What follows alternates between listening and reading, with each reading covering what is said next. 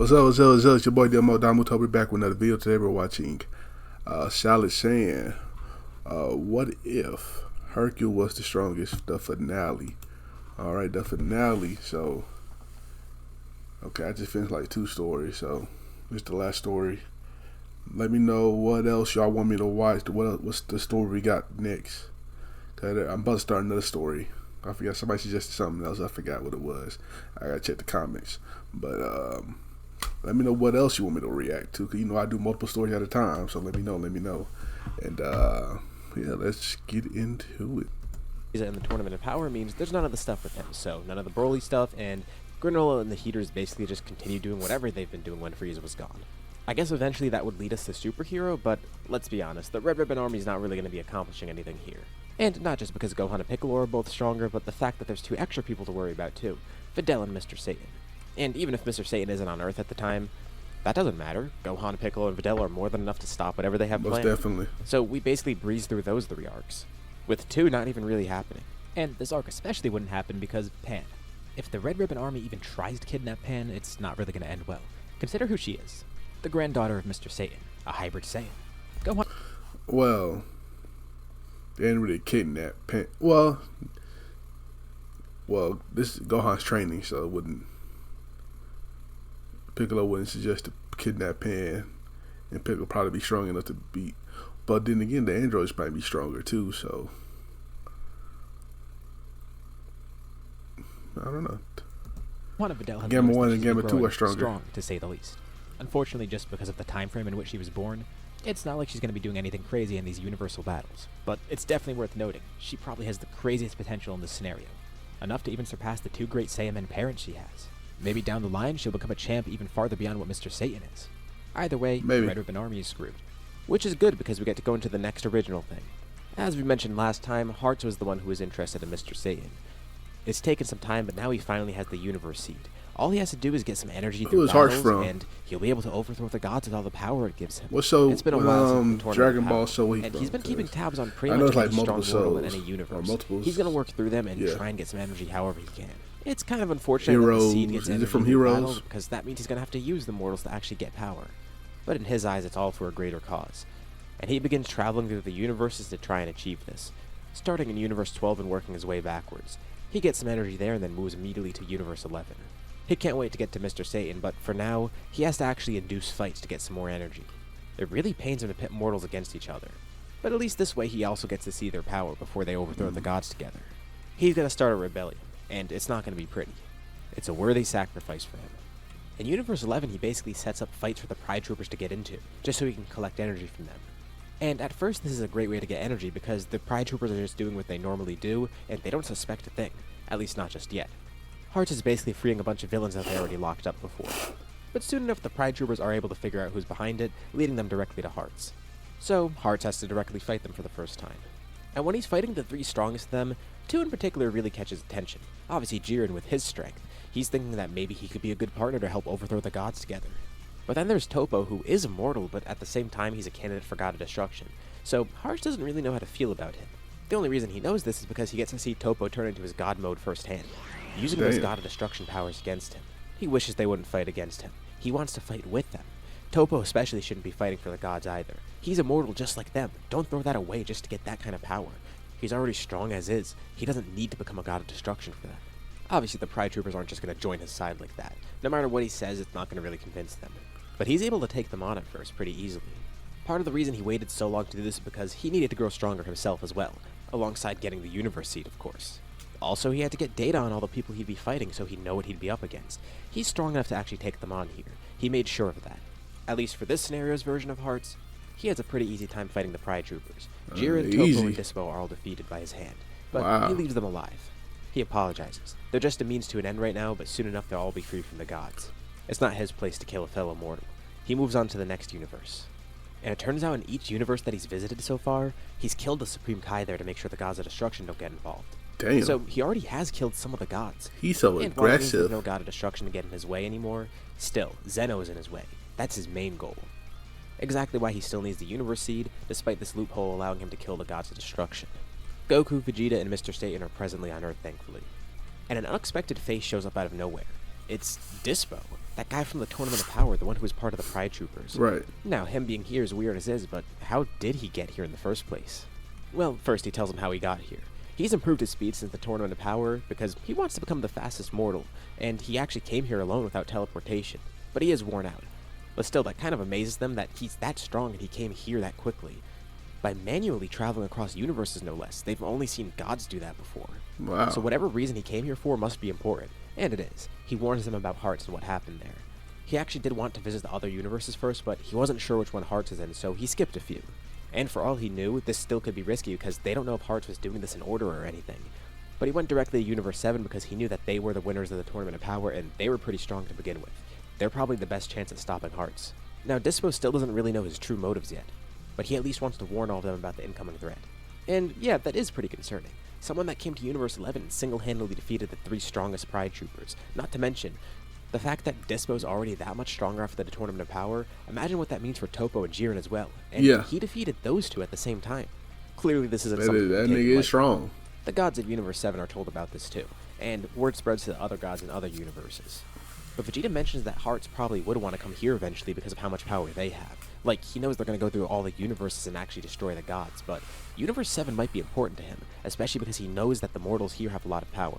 Which brings up an interesting point because maybe he has a plan for Universe 7 specifically. It's just a theory, because he obviously doesn't know what Hearts even has planned in the first place.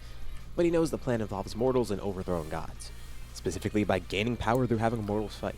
So the universe with the strongest mortals will probably be one of his biggest targets. Goku has an idea. Bring Jiren and Topo here. If they can get a big group together, they should be able to stop them pretty easily. Even if the Pride Troopers couldn't before, it would be nice to have them as allies here. The two of them stayed back in Universe 11. They could have actually come with Dispo, but they wanted to stay there to make sure everything was safe. But Shin says he'll handle this. He teleports to Universe 11, and they actually agree to go with him too. With Jiren, Topo, and Dispo now in Universe 7. They should even go around gathering other mortals from other universes. Like, they know some strong people from Universe 6, and there's a lot of others out there too. Okay. But before they can even put a list together, Hearts arrives in Universe 7. Well, it still shouldn't be an issue. They have the strongest mortals here, plus they have some of the Pride Troopers. They better gang up on them. Although, even though they didn't get a lot of time to get a group together, it's still good that they got some extra people, plus the fact that they have the info about what's going on. Dispo actually was great as a messenger here. And Shin thanks him for his effort. They'll be sure to revive the rest of the gods. For now, they just need to focus on defeating Hearts. Beerus is actually about to join the fight, but then he's called by Zeno. Actually, all the gods are called together. As much as he wants to fight right now, they can't really go against what Zeno says. Damn. The reason Zeno's calling all of them together is to actually keep them in one spot. And Beerus just hopes Zeno's not pissed off right now, knowing a few of the gods have already died. And if he is, Beerus is going to have to face his wrath alongside the other god of destructions there. Great. He'd rather just fight whoever this guy is. And Hearts greets the welcoming party, glad to see all these powerful mortals here. He'll spare them the details because it seems like they know what's going on, especially because he sees some familiar faces from Universe 11 here. The universe seat is almost ready. He just needs to fight a little bit more. Goku and Vegeta are the first ones to jump in, using Blue Limit Breaker. And Hearts is seriously impressed with their power. First of all, they've taken godly powers and made them their own. It's not like what Topo had either. This is their own unique thing, even though it is using godly ki. And just from fighting these two, he could tell that they're the strongest opponents he's fought so far. He's loving it. It makes him happy to see mortals that are this powerful. He wishes that they would just Hey, join Hercule, him go ahead and handle that but nigga, son. it doesn't seem like that's going to happen, unfortunately. And it really does make him wonder, if these two are this strong, how strong is Mr. Saiyan? That guy's an inspiration for him. He revolted against Zamasu, and he even rebelled against Zeno. Oh. After erasing all the universes, Mr. Satan decided to wish for them to come back, going directly against what Zeno did. And not just that, this guy's a champ for mortals. Now, Mr. Satan's surprised to hear that his influence has spread that far, but that's not the type of influence he wants to have on people. Yeah, he might be a champ for the mortals, but this isn't the kind of thing he stands for. But Hearts tells him it's exactly the kind of stuff that he wants to see. Mr. Satan's the perfect proof to show how strong Show him mortals what's up, Miss the Satan. fact that they're Miss better than the Satan. gods, and they don't need the gods either. Hearts then goes to fight Mr. Ooh, Satan, shit. who he mainly wanted to fight in the first place. Why is this champ of mortals upholding the status quo? He should be doing something greater than what he's doing. The gods destroying things, doing whatever they want, they should be stopped. The mortals should be calling the shots. And they should get rid of that godly hierarchy, especially Zeno. But Mr. Satan thinks this is a pointless endeavor. First off, you can see that the gods are capable of change. At least Beerus was, because he could tell he's changed. Fake ass Beerus. Zamasu. Beerus was way different the first time they met. And now he's basically a friend of theirs. The true might of mortals comes from their character. And through that, they can actually improve the gods. They can make them more like the mortals. Besides, this isn't something Mr. Satan would want to do anyways, nor anyone else here. Start a war against the gods? Sure, Hearts has some good points, but he's going about it the completely wrong way. He wants to destroy everything and just start anew, but it sounds like he's just going to repeat the cycle, especially with him being immortal that has all the power in his hands. Wouldn't that just make him a new god or something? It's just going to be the same thing all over again. Jiren butts in too. Hearts is just doing what he claims the gods are also doing too. He just put a new coat of paint on it and acts like it's different. But Hearts says they couldn't be any more wrong. And he'll show them. The universe seed is ready, and he absorbs its power. This is the great power he's obtained, and this is what he'll overthrow Zeno and everybody with. He fights all the fighters here at once. Right now it's Goku, Vegeta, Gohan, Videl, Piccolo, Jiren, Topo, Dispo, and of course Mr. Got orbs behind him. Nigga, If this they is had more time, they could Naruto. have gathered some of their other friends from Universe 7. But this'll have to do for now.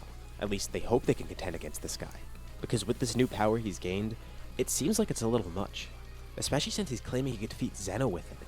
And he fends them all off. It is a bit of a challenge still, but he could tell he still has a great increase in power. And he's only going to grow from this fight too. And amidst the battle, they ponder what he's even trying to achieve here.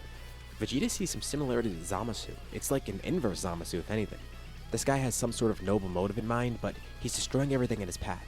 He might believe himself to be the good guy, but the way he's going about it, it doesn't seem like it. Especially with the fact that he's going to be the all-powerful one after this ends. That doesn't sound like a good idea. They're not just going to put their trust in the hands of this guy. Some guy they've never heard of before, using mortals to get power for himself, and then claiming that he's going to save the mortals with that power. Maybe his intentions are actually good, but this isn't really a good impression, and it seems like a very far-fetched idea in the first place. And that's even if he can defeat the gods as he is now. Right. The three Pride Troopers assemble and strike a pose with Topo. Gohan and Videl join in too. They are superheroes after all, and what other opportunity would they get for this? The What? Pride Troopers and Saiyan Alliance launch into battle. With Gohan and Videl, impressed to see how much the Pride Troopers have grown since the Tournament of Power. But even with that, it's still not enough against Hearts. He fights the five of them off at once while Goku, Vegeta, Piccolo, and Mr. Satan think of what to do next. But at least that serves as a good distraction. And also, there is another thing working in their favor here. Apparently he doesn't want to kill the mortals. They can go all out against him, but he's not going to really go all out against them. Piccolo thinks whatever that universe seed thing is, if they go after that, that'll be his weak spot. And if they're able to take that and destroy it somehow, they'll be able to win here. Goku says he'll charge it. The other five have Hearts' attention right now, and these three could help too. Not to mention, he has a particular interest in Mr. Satan, so he could work as a good distraction too. Okay. Goku just needs to get in close and get one good hit in on a universe seed. Get it in, With all the Goku. great power of Blue Limit Breaker, he'll be able to achieve it. Hearts traps all the That form superheroes do in the look cube clean as as they hell. I break ain't gonna free. lie. With the But he tail. continues to do it, toying with them almost. He then takes an attack from behind. A blast from Piccolo and Mr. Satan. Then Vegeta rockets in from above, trying to get in close and distract Hearts once more. But he spawns a bunch of cubes in front of Vegeta, who simply breaks through them with the power of Blue Limit Breaker. And Hearts finds it amusing. He loves seeing their power. And Vegeta almost gets close enough to attack him, but Hearts is able to avoid it. But he lost track of one of them. He senses Goku's power near him and quickly he tries to counterattack. But Goku's able to break through it. Okay, But before Hearts Goku. attacks again, Jiren then grabs onto him, using all of his power to try and hold Hearts still. Of course, it's not really going to do a lot. But Gohan and Videl then fly in, each grabbing one arm, with Dispo and Topo grabbing a leg each. This Oh, still shit, isn't going to be like, enough to niggas hold about to Hearts get back, by but the at special least for a beam brief cannon? moment, it could hold it. And Goku yells out to Mr. Satan and Piccolo. Piccolo briefly grows in size, throwing Mr. Satan as fast as he can, who picks up even more speed by launching a blast mid-flight. Vegeta and Goku both charge their power. And simultaneously, Goku, Vegeta, and Mr. Satan all hit the universe seed, unleashing all of their power on it. And much to their surprise, it actually does work. Okay. They had one brief opportunity, and it worked out. With the universe seed destroyed, Hearts is destroyed as well. And even though he's lost, he's still glad to see that the mortals have this type of power. It's truly glorious. They can defend themselves at least. Hopefully soon, they'll see the light that he saw. That's all he could hope for now. But at least he dies happily. And the Okay. one to defeat him no less, it's the universal champ, Mr. Satan. Dying at the hands of a mortal. How Satan fitting just for him. different. He He just thanks built them all for different. the great battle. And especially Mr. Satan, who he views as a champion for all mortals, someone who might uphold his will eventually. As Hearts vanishes, they're all just left a bit dumbfounded about that, because that guy was kind of weird in his goals and everything. At least they ended up winning, but still, it was a strange experience. And specifically leaves Mr. Satan wondering. He doesn't get why threats keep showing up here of all places, not just Universe 7 in general, but Earth specifically, this one planet. He would have never expected this a few years ago. Up until he met this group, he didn't know these types of things were out there. Maybe all the threats come here because of his strength, and the strength of his allies as well. But no matter what, at least once could more be he was true. able to defend Earth. And not to mention, uphold his title as the champ. And those two things go hand in hand. In his eyes, being the champ means defending everyone too, and not whatever twisted sense of justice that other guy had. And if more of those threats are going to come his way, he's ready. Everyone here is. Besides, What kind of champ would he be if he didn't fight these fights? That's not him. Whatever other threats come his way in the future, he'll be sure to defeat them. He'll defend Earth and all the mortals around him. Not just on this planet or even in this universe. He'll be a champ for all mortals, just the way Hearts viewed him. And this is where we end off our story. Okay. What you guys think? Alright, that is Hercule was the strongest, you know what I'm saying? Hercule, hey, he just beating through every Dragon Ball villain for real, you know what I'm saying? That's Hercules right there. Anyway, shout out to Saiyan for the video. Like I said, let me know what the next story you want me to react to. Make sure you like, comment, subscribe. Check out the last chapter right here. Check out something else right here. And I'll catch you next time. Peace.